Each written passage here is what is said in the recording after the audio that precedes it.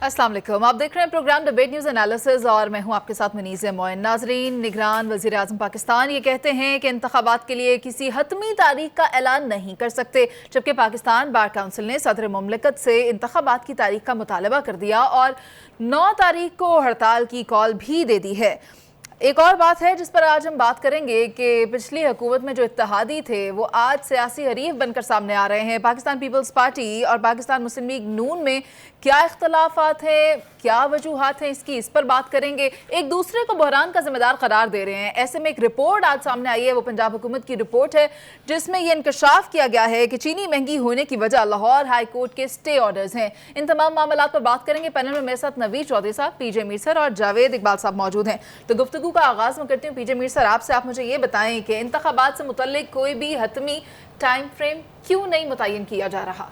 देखें, ये एक समझने की ज़रूरत है, जब प्राइम मिनिस्टर ये हो या कोई भी हो और एक इंटरिम गवर्नमेंट आती है, तो जब तक इलेक्शन कमीशन या इलेक्शन कमिश्नर आपको नहीं ब्रीफ करता या एक नोटिफिकेशन या एक लेटर लिखता है कि हम आपको ये तारीख दे रहे हैं, उसी वक्त फिर प्राइम मिनिस्टर भी अनाउंस कर सकता है। वो बिल्कुल सही कह रहे हैं। मैं कैसे आपको अनाउंस कर दूं? मैं आपको कोई तारीख नहीं दे सकता क्योंकि उसके पास तारीख है ही नहीं है, क्योंकि ये इख्तियारात कॉन्स्टिट्यूशनली चीफ इलेक्शन कमीशन के और इलेक्शन कमिश्नर के। तो बेसिकली ये इलेक्शन कमीशन जो है, ये जब तक ये आपको डेट नहीं देगी, द प्राइम मिनिस्टर और anybody else can not do it. आप जो मर्जी लकूनस निकाल लें, जो मर्जी कर लें, इलेक्शन कराने हैं तो इलेक्शन कमिश्नर ही कराने, प्राइम मिनिस्टर ने नहीं कराने। प्राइम मिनिस्टर ये केयर टेकर हैं और ये सिर्फ ये ओवरलुक करेंगे, सिक्योरिटी मेजर्स को देखेंगे, आप लॉ एंड ऑर्डर की सिचुएशन को देखेंगे, एंड दैट्स अबाउट इट।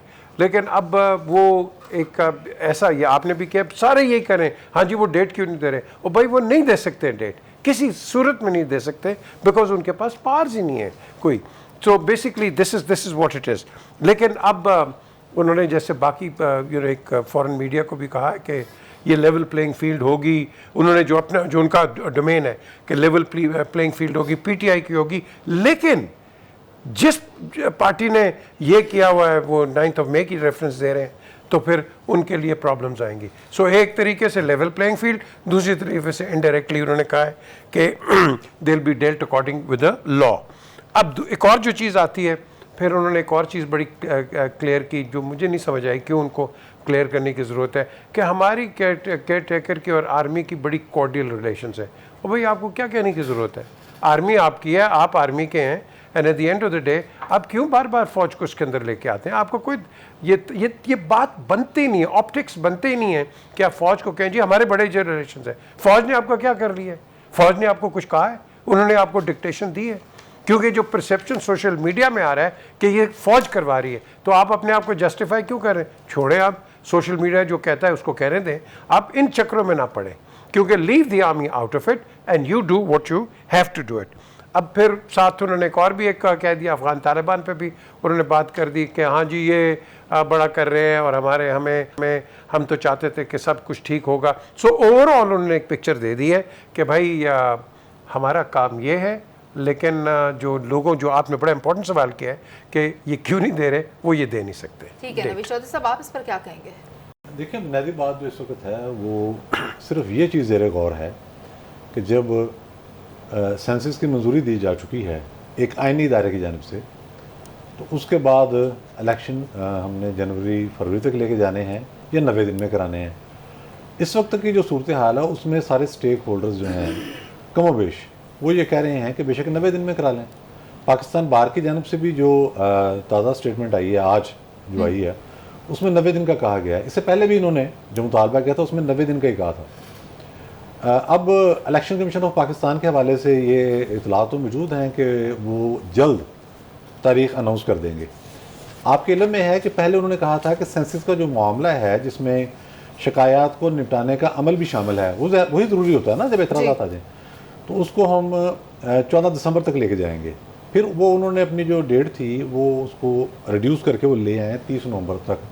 तो उनके जहन में ये खाका है। सबसे अच्छी बात यह है कि ये जो केयर टेकर सेटअप आया है, केयर टेकर सेटअप जो है ये बुनियादी तौर पर इस्टेब्लिशमेंट की ही एक आउटशूट होता है। सीधी सीधी बात है ना, इसमें कोई दो राय नहीं है। इन्होंने भी ये कहा है, जो प्राइम मिनिस्टर साहब हैं हमारे निगरान वज़ीर आज़म साहब अनवारुल हक काकड़ साहब, उन्होंने कहा है कि अगर सुप्रीम कोर्ट ऑफ पाकिस्तान ने 90 रोज़ में इलेक्शन कराने का कहा तो हम उसकी पाबंदी करेंगे। तो अब ये एक चीज़ जो है सारे फरीकों की जानिब से ये तकरीबन तय होती जा रही है। पाकिस्तान पीपल्स पार्टी ने मुतालबा किया था, अब पाकिस्तान मुस्लिम लीग नून का भी ये मुतालबा आ गया, JUI भी कह रही है कि 90 दिन के अंदर करा दें। मेन स्टेक होल्डर जो है MQM के चंद एक एतराज़ात हैं, लेकिन वो इतने बड़े नहीं कि एड्रेस ना हो सकें। अब चूंकि ये सारे फरीक ये कह रहे हैं कि सुप्रीम कोर्ट में मामला अगर चला जाता है और सुप्रीम कोर्ट उस हवाले से जजमेंट दे देती है कि आप 90 दिन में कराएं, या जो कहते हैं कि देखें जी अब चूंकि नए सेंसस की मंजूरी दी जा चुकी है तो आइन की फलां शिक को फलां शिक के तहत मिला के पढ़ें तो फिर आप थोड़ा सा आगे ले जाएं। तो ये एक बहस चल रही है। लेकिन जो साहब, ये आपने इम्पोर्टेंट पॉइंट रेज किया, इसका मतलब अगर ये प्राइम मिनिस्टर जो हैं जो सुप्रीम कोर्ट के ऑर्डर पे चलते हैं, आपने कहा सारी पार्टीज भी मिल जाती हैं, तो इट मींस कि कोई ना कोई तो बैक ऑफ करेगा कि नहीं? देखिए वो तो दरख्वास्त आज फिर चली गई है ना, सुप्रीम कोर्ट में दरख्वास्त चली गई है, उसमें उन्होंने कहा जी बलूचिस्तान की आबादी 70 लाख कम गिनी गई है। तो ये अदालतों के अंदर मामला तो जा रहे हैं, मैं उसी से मैं इनकार नहीं कर रहा, ज़ाहिर है एक बहस तो चलती रहेगी। लेकिन जो मामला था शिकायत निपटाने का, जिसमें इलेक्शन कमीशन ऑफ पाकिस्तान ने अनाउंस किया था कि हम 14 दिसंबर तक निपटाएंगे, अब वो करेंगे नहीं हम 30 नवंबर तक शिकायत में निपटा देंगे, लेकिन जो अदालतों में लोग जाएंगे फिर अदालतों ने फैसला करना है। तो मेरे ख्याल में ये एक पॉजिटिव डेवलपमेंट है ना। सबने कहा जी सुप्रीम कोर्ट ऑफ पाकिस्तान इस हवाले से फैसला कर दे, हम तैयार। जावेद साहब, माजी में जो सुप्रीम कोर्ट ने एक फ़ैसला किया था उसका क्या हाल हुआ था? बुनियादी तौर पे मुझे तो ये नहीं समझ आ रही ये सियासी जमातें किस हैसियत से डिमांड कर रही हैं। जब आइन क्लियर है, आइन में चीज़ें बड़ी क्रिस्टल क्लियर हैं, तो फिर उसके बाद ये मुतालबात की तुक की नहीं बनती। आपने सबसे पहले आइन को रोंदा इन सियासी जमातों ने खुद है। जब दोनों सूबाई असम्बलियों के इलेक्शन ना करवा कर अजीब अजीब लॉजिक और मंतक इस कौम को सिखलाई गई, और उसका नतीजा फिर यही तो निकलना था। और फिर जब काउंसिल ऑफ कॉमन इंटरेस्ट में आप लेकर, तो आपने एक बात साबित कर दी कि इलेक्शन कमीशन की जो ख्वाहिश होगी, मर्जी होगी, या जिस तरह उसे कहा जाएगा, जो भी डेट उसे दी जाएगी वही डेट होगी, चाहे वो 6 महीने हो, साल हो, 4 महीने हो।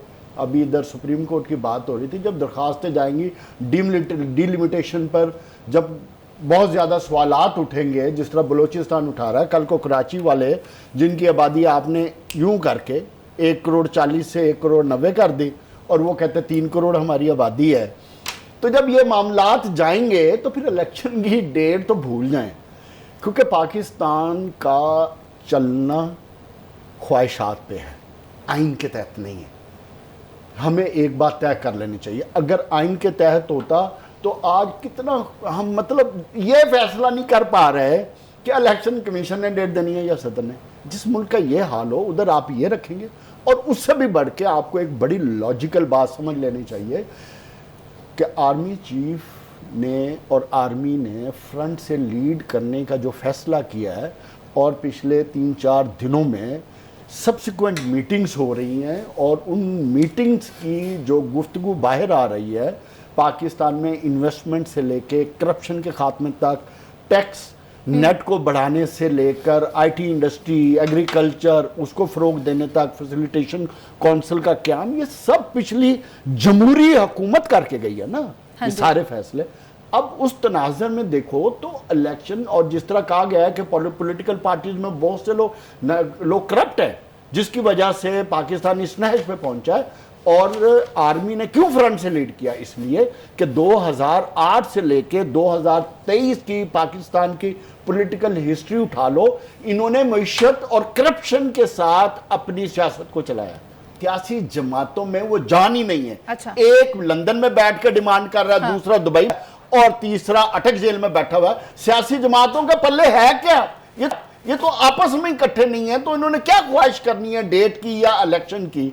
तो बुनियादी तौर पे जिन्होंने फैसला करना है, जो समझते हैं अब कि जिस तरीके से इन्होंने मुल्क को हैंडल किया, माशी तौर पे कंगाल किया है, एक दूसरे के खिलाफ वो भी ट्रैप्स बिछा कर गए, और मईशत के नाम पे अपनी सियासत चमकाते गए, अपने केसेस माफ कराए, तो उसके बाद इनका तो किस मुंह से इलेक्शन की डिमांड कर रहे हैं? एक पार्टी उधर बैठ के कहती है हमें एक और मौका दो। ओ भाई, तुमने 3 मौके ले लिए, तुमने पाकिस्तान का क्या असर किया? जावेद साहब, आप ठीक कह रहे हैं, एक दूसरे के ऊपर इल्जामात लगाए जा रहे हैं। हम देखें कि अगर ये लोग डेट अनाउंस नहीं कर रहे, अपनी आईनी जिम्मेदारी पूरी नहीं कर रहे, तो फिर बहरान तो बढ़ेगा ही ना। और इसी तरह एक और जिम्मेदारी जो हम देख रहे हैं वो पाकिस्तान पीपल्स पार्टी का भी नून लीग पर डाल रही है, नून लीग पाकिस्तान पीपल्स पार्टी पर डाल रही है। हो क्या रहा है, इस पर करते हैं बात। एक ब्रेक के बाद आप साथ रहिए।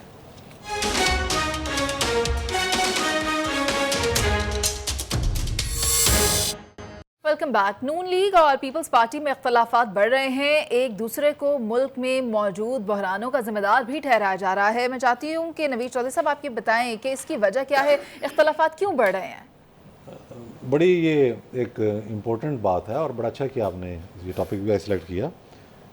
देखें मामला ये है कि ये दोनों पार्टियाँ इस हुकूमत में जब ये बनी है तहरीक अदम एतमाद के वक्त उस वक्त साथ आई हैं। जब ये चीज़ तय हो गई और इन्होंने अंदाज़ा लगाया कि जो सेटअप बनाने का प्लान बन रहा है उसमें सियासी पार्टियों के लिए गुंजाइश नहीं छोड़ी जाएगी, बिल्कुल वैसे ही जैसे 2018 में नहीं छोड़ी गई थी। एक बात अच्छा, ज़ख्म जो हैं वो सब ने एक दूसरे को लगाए हुए हैं। एक मौके पर नवाज शरीफ साहब जो हैं वो काला कोट पहन के अदालत चले गए थे, जस्टिस इफ्तिखार मोहम्मद चौधरी की अदालत में। वो बहुत बड़ी गलती थी, बाद में खैर उन्होंने तस्लीम भी किया। फिर एक मौका वो आया जब जरदारी साहब ने एक मशहूर ज़माना तकरीर की और वो जनरल रहीस शरीफ उसके मुखातिब थे। उसी शाम मुलाकात थी, प्राइम मिनिस्टर थे नवाज शरीफ, उनसे जरदारी साहब की। तो नवाज शरीफ साहब ने मिलने से अवॉइड किया, कमज़ोरी दिखाई। एक स्पीच हो भी गई थी, आप मिल लेते, मिलने के बाद कह देते कि जी मैं, या बयान जारी कर देते कि उनका ज़ाती मौक़िफ़ है, एक सियासतदान है, जो बात उन्होंने की है वो भी चले गए। फिर ये मामला आगे चलता गया। फिर 2018 में हमने देखा कि जब इलेक्शन हुए हैं तो पीपल्स पार्टी को पहले एक साइड पर रखा उन्होंने, एस्टैब्लिशमेंट ने। फिर जब उन्होंने देखा, ये सब ज़रूरी है बैकग्राउंड बयान करना सिर्फ एक आध मिनट में, जब उन्होंने देखा कि अगर सारी पार्टियों को बाहर रखेंगे तो काम ख़राब हो जाएगा जो सेटअप में लाना है, तो पहले मरले में फिर सिंध में उन्होंने ले लिया ऑन बोर्ड। उससे पहले आपको याद होगा मुस्तफा नवाज खोखर के बयान भी आ गए थे, फ़लाँ अफसर धांधली कर रहा है, इंटीरियर सिंध में भी धांधली हो रही थी, तो सारे मामला। खैर, अब मामला ये है कि जब ये इकट्ठे हो गए और हुकूमत बनी तो इनको पता था कि किस तरह के मुआशी चैलेंजेस दरपेश हैं। अच्छा, अब हुकूमत से जब फारग हो गए हैं तो उस दौरान जो लॉबिंग होती रही, लॉबिंग इसलिए होती रही, दोनों पार्टियां हुकूमत चाहती हैं, वफाकी हुकूमत चाहती हैं, इसमें तो कोई शुबा नहीं ना। हक क्या उनका भाई? पीपल्स पार्टी चाहती है प्राइम मिनिस्टर हमारा हो, नून लीग चाहती है प्राइम मिनिस्टर हमारा हो, तो पार्टियों की राहें जुदा हो गई। जब जुदा हो गई तो फिर वो एक दूसरे के नकाइस नजर आने शुरू हो गए, हालांकि सारे ऑन बोर्ड थे। अब वो चीनी वाले मामले पर एक दूसरे को, वो इकनॉमिक कोऑर्डिनेशन काउंसिल ने फैसला करना है, चीनी यहाँ ज़्यादा थी। अब ये एक दूसरे पर इल्ज़ाम जो लगा रहे हैं, ये तो मैं समझता हूँ कि लायानी सी बात है। लेकिन साथ ये भी देखें कि तलाल था वहाँ पहुँच गए हैं, वो गुफ्तगू कर रहे हैं कि जी कराची में ये सूरत हाल ऐसी है, हम ये करेंगे वो करेंगे। हालांकि माजी गवाह है कि नून लीग ने खुद अपने आप को समेट कर GT रोड तक महदूद किया। ये सिंध में भी थी, इंटीरियर सिंध में मैंने खुद देखा हुआ जाके, ये कराची में भी थी।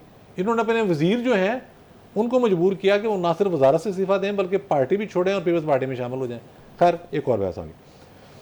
अब मामला ये है कि पीपल्स पार्टी की अपनी सियासत है, वो दोबारा 2018 के पैटर्न पर काम कर रही है। आपको पता होना चाहिए कि अलवी साहब सदर नहीं बन सकते थे। जरदारी साहब ने 2018 में इफ्तिज़ाज़ हसन को सदारती उम्मीदवार बना दिया। इफ्तिज़ाज़ को सदारती उम्मीदवार बनाने का मतलब ही ये था कि नून लीग किसी कीमत पर वोट ना डाले, कंसेंसस ना हो। उसके नतीजे में अलवी साहब सदर बन गए।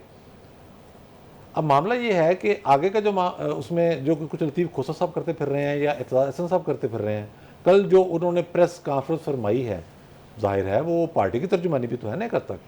तो अब उनके अपने रास्ते हैं, वो कोशिश कर रहे हैं कि PTI के साथ एक मामला उनका बनता है या नहीं बनता, या आगे क्या सूरत बनती है, मुझे इसका इल्म नहीं है। फिर पीपल्स पार्टी की जो तोको थी, और उन्होंने कहा बार बार, उनका यह ख्याल था कि जो ग्रुप PTI से अलग होंगे वो हमारे साथ आ मिलेंगे। उन्हें बड़ा धचका लगा जब इस तका में पाकिस्तान पार्टी बन गई। परवेज खटक साहब भी जो है उन्होंने अपना ग्रुप बना लिया। अब एक और ग्रुप बनने वाला है। अच्छा, ये मैं आपको यहाँ बताने वाला हूँ। बस वो बच्चे कुचे जो है ना, वो एक ग्रुप है। तो अब वो अलहदा है। अब वहाँ GDM मुतर्रक है। और सबसे अहम बात जो है ना, जो पीपल्स पार्टी के लिए कंसर्न का सबब है, वो ये है कि इस दफ़ा MQM ने अपना डू शेयर लेना है। अच्छा, देखें बलदियाती इलेक्शन में भी आपने उन्हें कह दिया था, आपने नहीं, सॉरी बड़ों ने, कि आपने इलेक्शन नहीं लड़ना, वो साइड पे होगी। अब नहीं होगा। अब उन्होंने जो शहरी सिंध है, अर्बन सिंध, वहाँ अपना शेयर लेना, कोई डील करेंगे, ड्यू शेयर लेना है ना उन्होंने। उनको लड़ने नहीं दिया था आपने, वो लड़ेंगे, वहाँ से भी सीटें लेंगे। तो पीपल्स पार्टी के लिए मैटर ऑफ कंसर्न है। और इन पार्टियों में इख्तलाफात बढ़ते जा रहे हैं। ठीक है पीजे सर, कल के इत्तेहादी आज के हरीफ हैं, एक दूसरे पर इल्जामात लगा रहे हैं, वजूहात क्या हैं? देखें, ये कभी भी इत्तेहादी नहीं थे।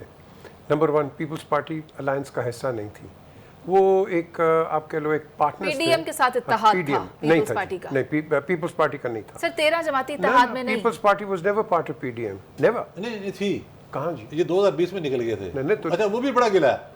वो तो मैं कह रहा हूँ, कहता जब तहरीक पीक पर पहुंची तो जरदारी साहब और एनपी जो है, पीपल्स पार्टी एनपी, ये बीच से निकल गए। और मौलाना फजल रहमान ने बड़ा गिला किया था कि, बल्कि जुमला मुझे याद है उनका, कि पीपल्स पार्टी ने पूरी संजीदगी से हमारी पुश्त में छुरा घोंपा, जेल पास से। तो ये जब आप इसको सामने लेके आते हैं, पीछे छोड़ें, तब जब उसको सामने लेके आते हैं, पीपल्स पार्टी और पीएमएलएन ये पुराने राइवल्स हैं।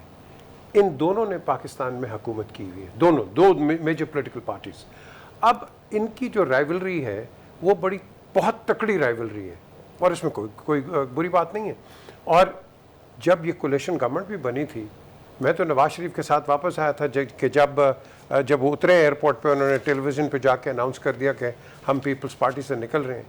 आई कांट डिस्क्लोज कि क्या जहाज़ में बातें हुई हैं, बट ही वॉज एडमेंट कि इनके साथ वो नहीं चल सकते थे। ख़त्म होगी बात। अब बात आगे आती है कि जब आप एक गवर्नमेंट के अंदर साथ नहीं चल सके, आज आपका इत्तेहाद क्यों हुआ, जो आपने अभी बात की, वो इत्तेहाद एक आदमी की वजह से हुआ है, सिर्फ इमरान खान की वजह से। ये 13 जमातें खड़ी हुई हैं, जितनी भी आप कहते हैं, ये इमरान खान सेंट्रिक थी, इनके तो आपस में इख्तलाफात थे। अब 19 जून को अगर आप जाएं हिस्ट्री के अंदर पॉलिटिकल, वहाँ से आपके ये जो पीपीपी और पीएमएलएन के जो इख्तलाफात शुरू हुए हैं कि पीपीपी ने ब्लेम कर दिया, हाँ जी आप JUIF को कॉम्पनसेट कर रहे हैं। अब ये वहाँ से एक इख्तलाफात शुरू हो गए। फिर 20 को आप बैठते हैं, बिलावल कहते हैं नहीं जी हमारे कोई इख्तलाफात नहीं है, हमारा कोई ऐसा कोई पॉलिटिकल डिफरेंस नहीं है। ये एक बबल बन रहा था, अब बबल आ गया है। अभी चौधरी साहब ने भी एक एक्सप्लेन कर दिया। और दूसरा ये जो अभी बात आई है जो बड़ी इंपॉर्टेंट है कि ये जो ताज हैदर साहब ने बात की है और फिर उसके बाद SN इकबाल साहब ने उसको रिबाउंड कर दिया, तो नवीद कमर का एक स्टेटमेंट और ताज हैदर का और राना सनाउल्ला पे कि सारा ये जो स्मगलिंग है ये राना सनाउल्ला करा रहे हैं। ये बहुत बड़ा इल्ज़ाम है राना सनाउल्ला पे, एंड आई एम श्योर कि Rana Sanaullah will give a rebuttal to this, because ये कोई आम बात नहीं है, क्योंकि PMLN वैसे अंडर फायर है और उनके एक सीनियर मिनिस्टर पे एक ये इल्ज़ाम लग गया है कि जी इन्होंने फैसिलिटेट की है सारी स्मगलिंग और उनके हाथ से हुई है। तो मुझे बताएं, तो फिर आप आगे जाके इलेक्शन में क्या होगा? ये तो अभी पार्टी शुरू हुई है इन दोनों की। ये पार्टी हमेशा जाएगी अपने, इनके दो नज़रियात हैं। पीपल्स पार्टी का अपना है, दैट शुड बी रिस्पेक्टेड, और PMLN का अपना है, that should be respected. Race लगेगी अंदर, क्यों? क्योंकि ये रेस बीच में ठंडी पड़ गई थी बिकॉज ऑफ PTI। अब PTI बीच में कैसे इमर्ज करती है, that again remains to be seen. जिस तरह मैंने पहले कहा है कि प्राइम मिनिस्टर ने कहा है कि जी लेवल प्लेइंग फील्ड देंगे, लेकिन जिन्होंने वो लॉलेसनेस की है उनको हम लॉ डील करेगा। तो ये हम देखेंगे कितनी लेवल प्लेइंग फील्ड PTI को मिलती है, क्योंकि उसका वोट बैंक है, इसमें कोई डिनाइल नहीं है। अब PTI भी इस रेस के अंदर है, अब उसको ख़त्म नहीं कर सकते। आगे देखेंगे कि ये जो रेस है, ये रेस वोट में कैसे कन्वर्ट होगी और PPP कहाँ ठहरेगी। मुझे तो लगता है PPP और PTI की पार्टनरशिप होगी आगे। अच्छा, अगर मैं गुज़िश्ता हुकूमत की बात करूं तो इत्तेहाद तो था उसमें, ये नहीं कह सकते कि कोई भी फैसला किसी एक ने लिया, वो तो मुश्तरका फैसले थे, मिलजुल कर किए थे। तो फिर अब क्यों एक दूसरे पर इल्ज़ामात? जावेद साहब, इल्ज़ामात क्या है? ये तो टोपी ड्रामा है, नूरा कुश्ती है। इनका दोनों पॉलिटिकल पार्टी का नजरिया एक है, माल बटोरो, इक़्तिदार पे कब्जा करो, मिलजुल के खाओ, अवाम जाएं जिधर अभी पहुंचे। मैं नाम नहीं लेना चाहता। इन दोनों पॉलिटिकल पार्टीज की वजह से तो आज अवाम का और पाकिस्तान का ये हाल है कि पाकिस्तान आर्मी को फ्रंट पे आना पड़ा। इनके पल्ले कुछ होता, या ये जमहूरियत के इतने खिदमतगार होते, या अवाम की इतनी फलाह चाहते, तो आर्मी को ये रोल अडॉप्ट करना था। मैं कहानियां सुना रहे हैं, कौम को पागल बना रहे हैं अब, लेकिन इनको इतनी समझ आ जानी चाहिए कि अब अवाम बेवकूफ़ नहीं है। अवाम को इनकी ये नूरा कुश्ती टाइप गुफ्तगू है ना पहलवानों वाली, कि तू कूड़ा उठा के दिखा, तू स्मगलिंग कराता रहा। उस वक्त तुम सो रहे थे जब चीनी जा रही थी, उस वक्त माल आ रहा था, डेवलपमेंट फंड आ रहा था, जो जुगनू मोहसिन ने कहा आपके बारे में। उस वक्त पाकिस्तान का खून नचोड़ रहे थे आप लोग, उस वक्त उस खून के नशे में थे। अब खून का नशा उतरा है, अगले इक्तदार की आपको अब भूख दोबारा सताना शुरू हुई है, तो आपको ये शोर मचा, ओ कोई नहीं, चलो आपस में कोई लड़ाई लड़ लें, कौम को पागल बना लें, एक पार्टी तो जेर अताब है तो उसका हम कोई ना कोई तरीका निकाल लें। और यार बस कर जाओ, इस मुल्क और इस कौम का खून आपने कितना निचोड़ना है या टोपी ड्रामा करके। और दूसरी इंपॉर्टेंट बात, एक तरफ बिलावल प्राइम मिनिस्टर बनना चाहते हैं, दूसरी अब इलेक्शन होने कब होने वो एक बात की कहानी है, या आज की सिर्फ बात है। दूसरी तरफ मोहतरम मेरे बूट पाली साहब, शहबाज शरीफ साहब पाकिस्तान की तबाही बर्बादी करके, मीशत को बर्बाद करके लंदन में जाके मौज मस्ती कर रहे हैं सूट बूट पहनकर। मतलब इन लोगों की आपस की लड़ाई है कि कौन कितना इक़्तिदार वालों के साथ फेवरेट हो सकता है। उस सिलसिले में कराची जाने का मकसद सिर्फ इतना है कि उनको बताने के लिए कि हम कराची से भी इलेक्शन लड़ेंगे, और भाई कराची में तो 70 वोट नहीं डलने जो तुम्हारे हाल है। और दूसरी बात, साउथ पंजाब में जो पीपल्स पार्टी इस वक्त कोशिश कर रही है मैक्सिमम सीट लेने की, अब वो इस्टेब्लिशमेंट के जरिए इसको भी कट टू साइज करना चाह रहे हैं। अच्छा, ये अंदरूने खाना, ये एक दूसरे की जड़ें काटेंगे, ये सारा टोपी ड्रामा करेंगे, लेकिन जब भी इलेक्शन हुए तो आप देख लेना, ये मेरी बात लिख लेना, ये दोनों इकट्ठे होंगे, दोनों इकट्ठे होके उसी रवैये पर जाएंगे। क्योंकि जिससे खतरा था, जिसने इनकी पॉलिटिकल कॉर्पोरेट कंपनीज को चैलेंज किया था, इन्होंने उसको बंद कर दिया। अवाम किसी को सुनाई नहीं दे रही। देखो, बात तो वो हो जो आइन, जमहूरियत और कानून हो, या कोई प्रिंसिपल्स पर हो। इधर तो प्रिंसिपल सिर्फ इतना है कि भाई कौन कितना फेवरेट है। जावेद, मैं 90s की वापस पॉलिटिक्स आकर देख सर ली आपकी बात आपने। सुन लेती हूँ। आपकी राय वापस आकर ले 47 लेती से हूँ। वही पॉलिटिक्स है। सर, बात यही है कि सबके इसमें पॉलिटिकल स्टेक्स मद्देनजर रखकर स्टेटमेंट्स भी दी जा रही हैं और बयानात भी सामने आ रहे हैं, लेकिन ऐसे में ही एक रिपोर्ट सामने आई है, इंकशाफात उसमें किए गए हैं। चीनी महंगी क्यों हो रही है, इल्ज़ाम भी आ गया उसका किस पर लगाया गया है। लाहौर हाई कोर्ट के स्टे ऑर्डर्स हैं इसकी वजह बुनियादी। इस पर करते हैं बात एक ब्रेक के बाद।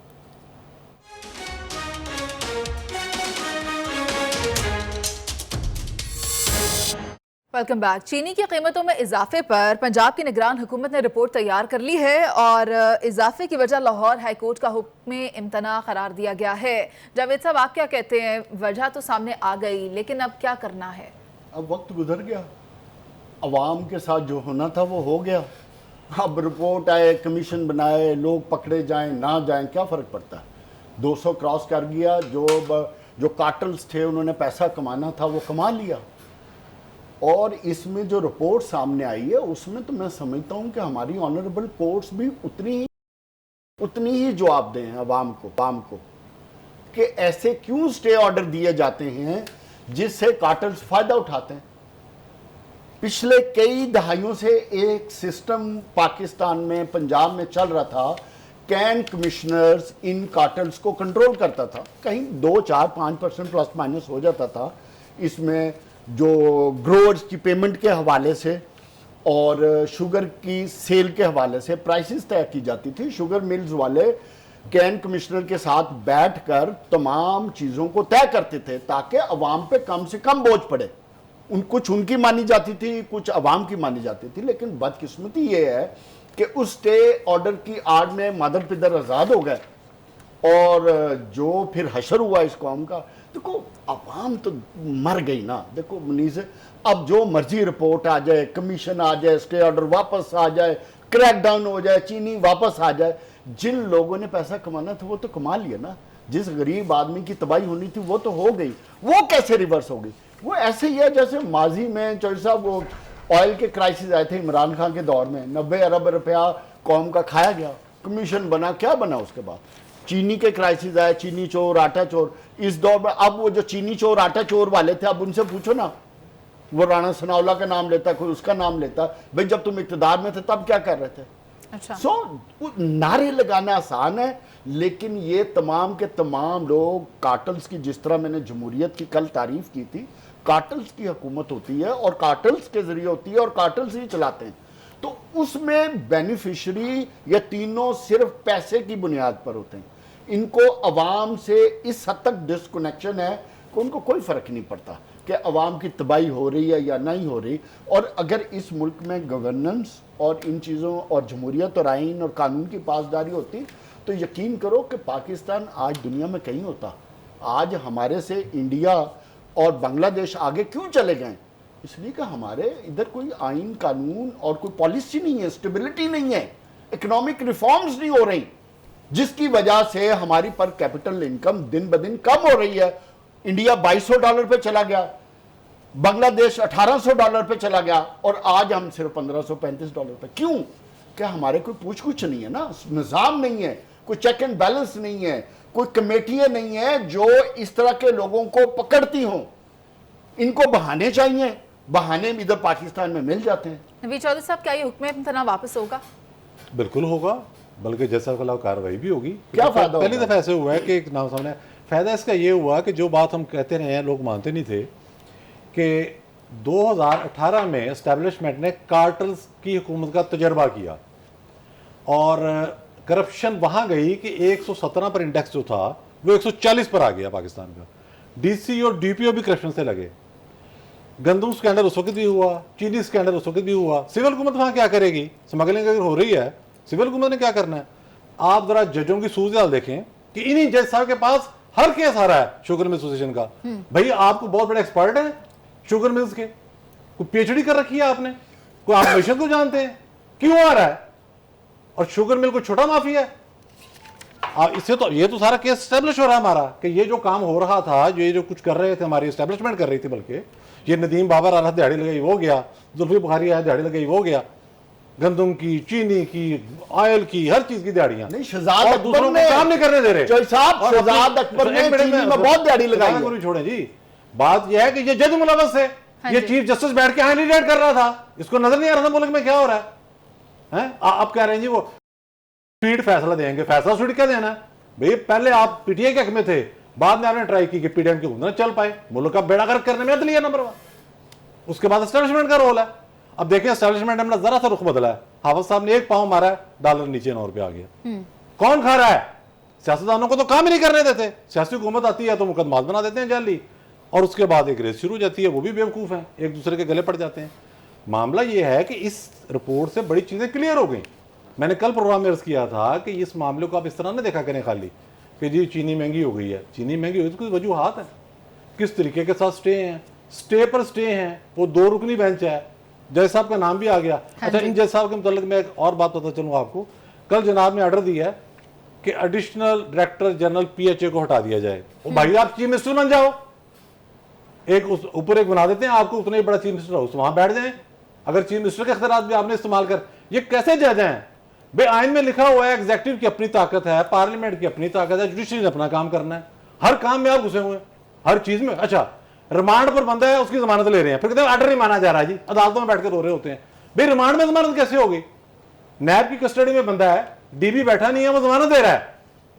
आप अंदाजा करें जी, बादियों नजर में ये है, बादियों नजर में ये है, बादियों नजर में वो है। केसेस पर केसेस पड़े हुए हैं, 55,000 केसेस सुप्रीम कोर्ट में पेंडिंग पड़े हुए हैं। वो कह रहे हैं जाने से पहले मैं एक स्वीट फैसला दे के जाऊंगा। तो चीनी दस्तयाब नहीं है फैसले स्वीट देने। अंदाजा करें ना आप, यानी और इससे तो ये मैं I salute caretaker Punjab हुकूमत।